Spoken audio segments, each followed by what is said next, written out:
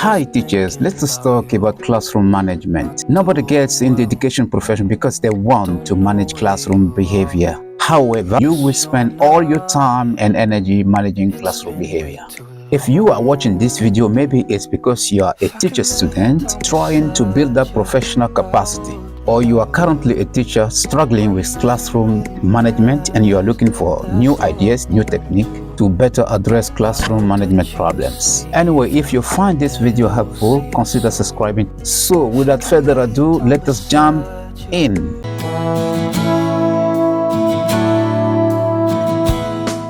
But first and foremost, you need to ensure that you care for your students. This is like laying a solid foundation for a lasting and interesting interaction with them. Love your students because they are human beings just like you. They could even be your kids. Remember, you are not a mere teacher, but you are also an educator. Love them because they are important to somebody else. Love them and respect them because they are the future leaders of this nation. This is important because if they feel that you don't love them, you could simply lose them because you will not be able to reach all your objectives. I believe that you cannot really help a person if you don't love this person. That said, here are my top 4 techniques for managing classroom behavior. The number 1 technique is the very important person of the class. Before going to class, select among your students one student and write his or her name on a piece of paper.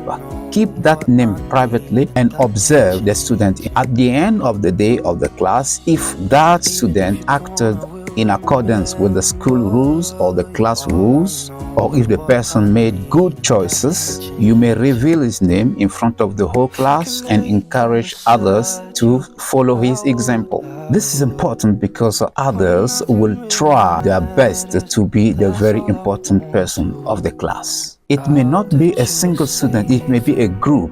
Name the group and then reveal the name. But if the person or the group has not acted in accordance with the rules, they have not abided by the rules, then you don't reveal the name. You say, class, okay, today our very important person cannot be revealed because he or she did not act correctly. It did not behave correctly.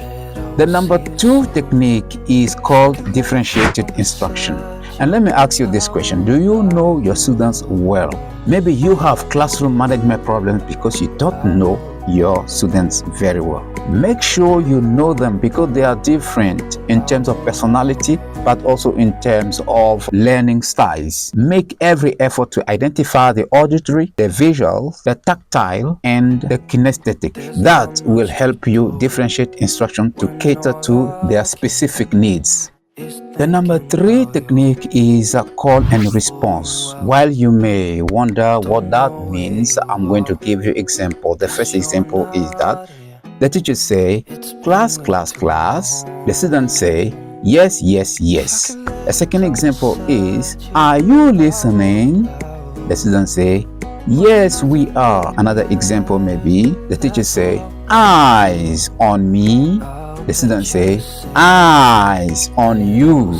So this is interesting because if they were making noise, once you use this technique, they automatically stop making noise. If they were doing some bad things, they will automatically stop and focus on you. So call and response is chants, small phrases, calm downs that you make. You will get inspired to make such call and responses because that will also help you reach your objective.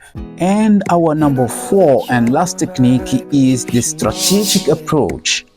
I like this technique because it is about communication. The way you interact with your student will help you settle problems in your classroom. The way you communicate with your classroom. You know, communication is 20% verbal and 80% non-verbal. So the way you speak, the way you dress, your presence, the way you behave in class counts, and this is very, very important. One aspect of this strategic approach is don't focus on bad examples. For example, if your students are making noise, instead of yelling at them, stop or quiet, you may just select a student who is quiet and congratulate him. Okay, Flo, you have been quiet today. Thank you very much. Congratulations. I want others to follow your example because you are a good person. Another aspect is that don't call on a student publicly. For example, instead of shaming a student publicly, approach the student privately and tell him what he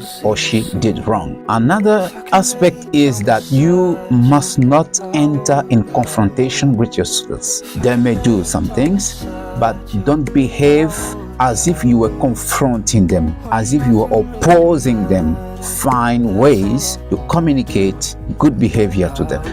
Now, don't quit. Listen to a quote by Célestin Freinet, a French pedagogue, who said, "Do not organize discipline. Organize the work and discipline will take care of itself." Do not organize discipline. Organize the work and discipline will take care of itself. By saying this, Freinet emphasizes the importance of engaging students in meaningful and organized classwork as a way to naturally foster discipline in the classroom. Thank you for watching and see you very soon.